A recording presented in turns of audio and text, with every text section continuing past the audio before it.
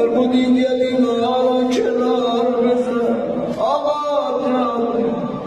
فداتون بشم چه میکنی فرموده باشن عوضه نگاه مثل جد قریب حسین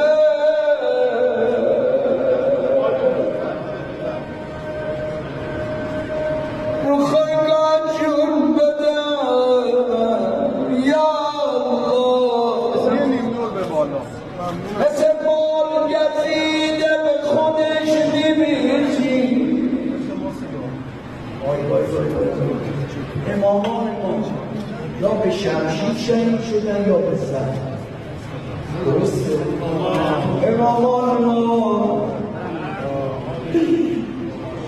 چه زهر به آقا امام رضا داده